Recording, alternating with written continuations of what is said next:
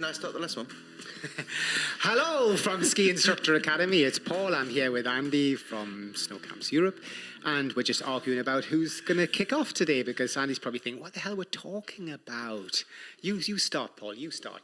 Well, I know I said we'd follow up on Peter's other comment, because he made a really good comment somewhere down here, and it was basically the idea that he has found it generally better to instructors who have learned as adults skiing. So a bit like myself, I didn't learn to ski as a child, and they could sympathise with the difficulties related to it.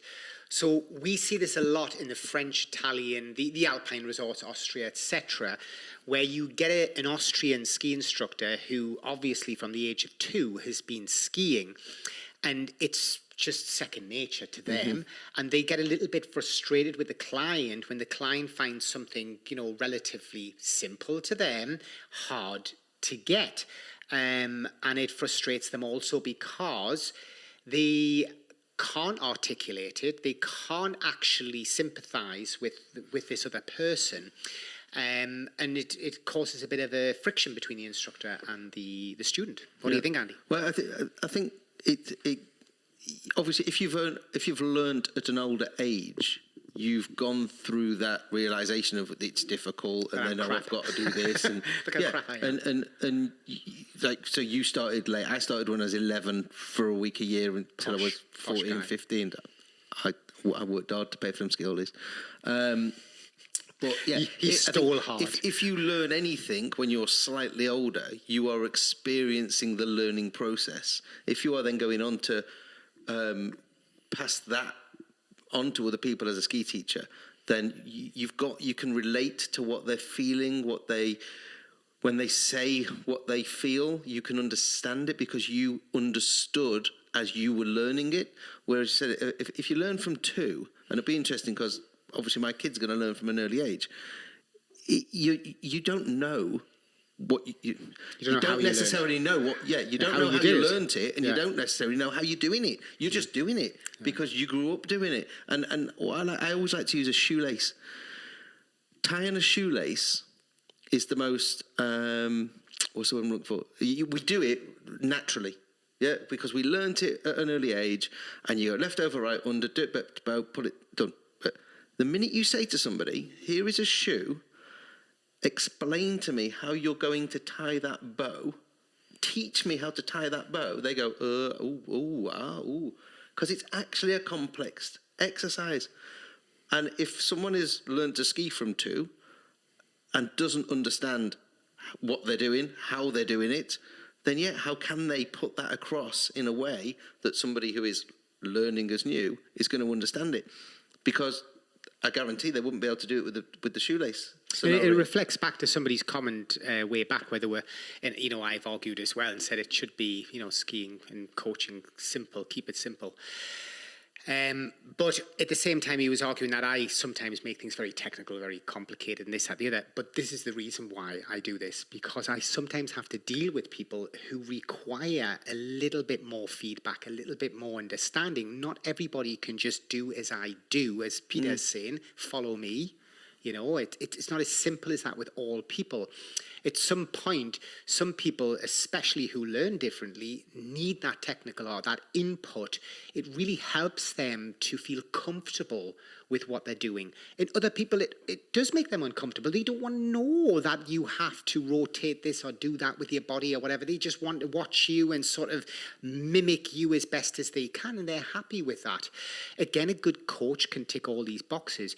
But I agree with Peter and say that probably the things that I learned later in life in sport, I'm generally better at teaching now, because I can go back and think, God, I remember trying to do moguls. Like, I was terrible. I was sporty, I was aggressive and everything, but I couldn't do moguls, and it frustrated me, and it got, why can't I do this? I'm hanging off the front of the boot and I still can't do it.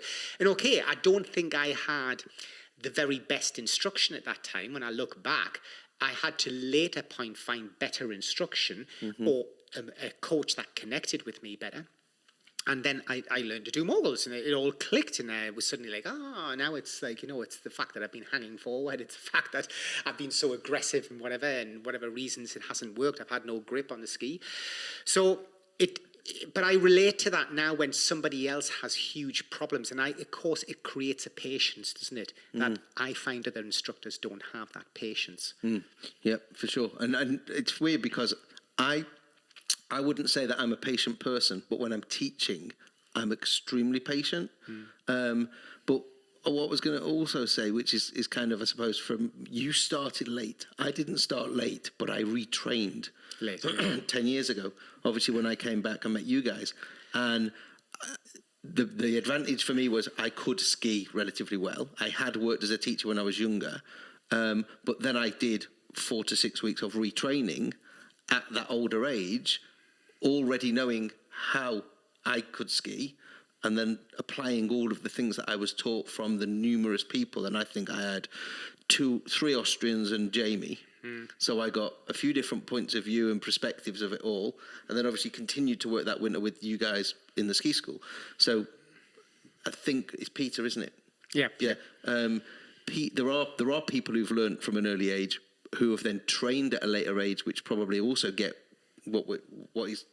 Yeah, they get the idea of being Yeah. sympathetic towards people. But certainly Peter's definitely, for me, hit the nail on the head where he has observed that generally the guys who have learned to ski at a later age, and this can include people in their 40s and 50s even, like they've got that connection straight away.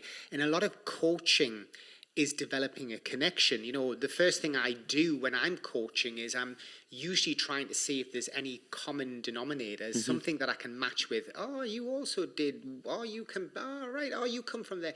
It's like I was explaining to you when I met a few guys on that snowbox, and I had to blag my way into somewhere. Just the fact because he came from the same place that I was born, instantly there was a connection. He went, oh, yeah, you can come back. Whereas I shouldn't have really been back there. But he went, yeah, it's fine because there's a connection. Yeah. And the connection being is if people find out, actually, you learn to ski at 35, whatever, they're going to look and go, oh, well, hang on, I can do this then. It's like, and there's no excuse to turn around and just say, oh, yeah, but you're sporty or you're this. Okay, that does help. But I still learned the technique of skiing at a late age. And there's a connection, and you instantly when somebody gets frustrated, you just reflect back to where you were frustrated, and you look back and think, well, how did this get addressed for me? What happened? What did I not like? What did that coach do to me then that I actually found really insulting or, wasn't good, didn't work? I need to not do that. I need to find a way around that and re-engage and, remotivate, rediscipline this person to keep moving forward. Or have I stepped too far here? Have I took this person too far out of the comfort zone, beyond their psychological tolerance, and I need to step back a bit and be happy just to say, yeah, look, let's go on that easier slope again, and let's just reconnect here and get back to where we were. Yeah. So you can connect. I think, and we've talked about this before as well, the associations don't really help because, again, if you've been on skis since 2, you're an Austrian, you've gone to ski club, you've raced, you're going to fly through the examination process all the way to level 4. And the process doesn't actually teach you what we're talking about. Yeah. It just gets you through 4 different exam levels so you can pass the and there's almost like a frustration when you see these guys teaching, let's say alpine basic position, traversing across a slope, most basic thing, whatever, and you can see that frustration when the guys aren't doing it. And they're looking going, you're doing this, I'm doing this, should just be in that position. But because they have no idea of what's going on beyond this position drill is not working, this person must be useless. Therefore, I'll just ignore this person now, and that he will be a failure in the exam, and I'll concentrate on the people that seem to be to do the positional drill. Not instead of looking and going, this is probably because he's too tight here, or he's done this, or his pelvis is in the wrong position, or he's too far forward or too far back, or there's no answer to them. They just want people to map into the simplicity of what it is they're doing and expect people to be in that position. If they tell somebody, I don't want you going up that much and a person comes down and goes up just the same amount, it instantly knocks them. You can see them get angry and you think, but this person doesn't get that. They don't get the slopes dropping away from them. They don't understand that to them, they're not moving up. They genuinely believe they're not moving up. Yeah. Why don't you look at the reasons instead as to why that person thinks they're not going up? Address it that way and take on board the challenge.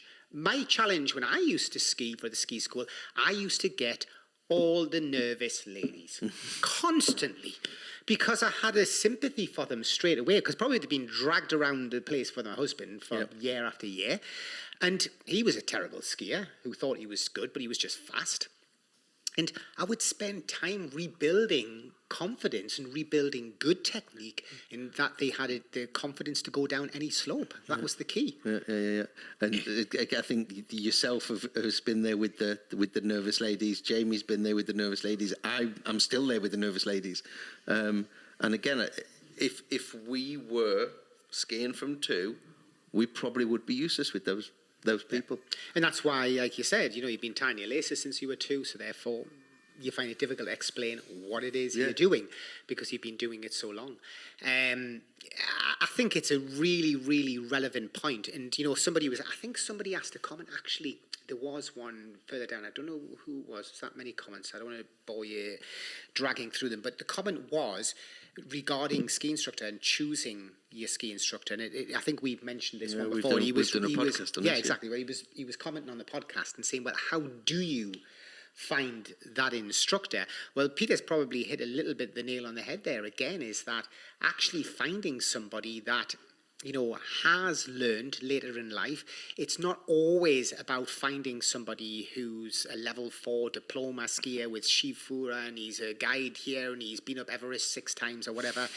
You sometimes will find the best ski instructor is just a level 2. It's been in the industry, 10 years. He came in late and he's just got such a good rapport. He was an engineer or a doctor or whatever he was. And now he's doing this and he can just present the information across to you in the right way. And that may be the answer you're looking for. They don't have to be the most fantastic skier. It's nice if they can make clean demonstrations at low end. I think that's important. From Ski Instructor Academy's side, yes, okay, we only employ very high-end skiers, but we're a bit of a different company to the ones around the world, but there's a reason for that. Mostly because we're doing exams, so therefore it's important to have that level, that examiner level. But in general ski school life, it doesn't have to be like that. Yeah, but I'm just thinking about the team and when they learn. And obviously, Gunter is an Austrian born on skis. Pele, I think, learned at a later age, didn't he? He did, and again, he works in and out with us, but he's not Austrian, obviously. So. Yeah. But obviously, when did Jamie start skiing? Jamie started when he was 17. Okay, but from a very strong sport background. From the boxing. And he the first time I took him skiing, we took him up Whistler. So he had a great terrain. Admittedly, he was on blades. Really? Well, yeah, because we couldn't be bothered to teach him. So, like... And he didn't go to ski school? No, don't be stupid. I've never been to ski school in my life. When did Wouter start skiing? I have no idea, but he's Dutch, isn't he? So he probably came down every year. Possibly when he was a kid, yeah. Yeah, as a kid. I think most people, and then the rest of the team's all Austrian, and like your Christian Eigners, your Marcuses, all these guys, yeah. But then again, saying that Christian, he skied from a young age, but he only qualified in recent years, didn't he? Yeah. Within the last 5 to 10 years. Yeah, but again, he's well lived because he's obviously done a lot with the Canadian system as well. Yeah. So I think it's important, and obviously again because of his experience in the Canadian system and the Austrian system, a bit like me, he gets to compare them and look at the strong and weak points of both. I've always found that an advantage. When I learned, I'm like that. I'm a sponge. I just absorb everything I can. So I had the New Zealand, I had the Bezier, I had the Canadian, I had the Austrian. In that way, I could balance all these things and look at what works, what doesn't work. And at the end of the day, we still come down to it and say, each association is trying to develop a very dynamic all-round skier. As much as the idea, the parameters are not really correct. I still disagree with them, but yeah, you produce a good skier. What you don't produce is naturally a good coach. That's still something else that needs to be tackled. Quite interesting, because my chap who, Richard, who came over from Canada to do the camp 2 weeks ago, then ended up having to stay here. Well, he was here for 2 weeks, but he's basically been in quarantine for his second week because he got COVID. He's now about to come out and start skiing again, hopefully, in the next day or two. But he was saying today, we went to get a PCR test, and he was saying that the Canadians don't like telling you what you're doing wrong. Yeah. It's very, very... Nice. There's no constructive criticism. There's no "you're crap." There's no Paul Simpson. And he said it's kind of like he likes to be told what he's doing well and what he's not doing well. Yeah. And he didn't really see that in the Canadian system, which is quite interesting. But it is a fair comment, because if you look at some of the interskis and things like that, and you watch the presentations of what's put across, a lot of the associations are trying to be super, as they see it, professional, courteous, respectful, and being aware of the political correct language to use. I can't do that, I must admit. Don't ever come for a lesson with me. So is it bad? I did say this to Richard. I said, when Paul is teaching, I said he'll normally start with, "You can't do this because you're crap." Yeah, well, maybe he's not. There'd be a story behind it. But yes, I think a certain level of honesty is important to your learning process. And if you want to be mollycoddled, then find yourself maybe somebody else. But I think the mollycoddling process is important to understand, because some people respond to it. Some people would take great offence to me commenting about their hair or their jacket or their skiing or whatever. And so I'm aware. I do try and make myself aware of that. I don't just naturally look at somebody and go, "I'm just going to pick on this person for 2 hours," because some people find it funny. If they've got a trespass jacket on, for instance.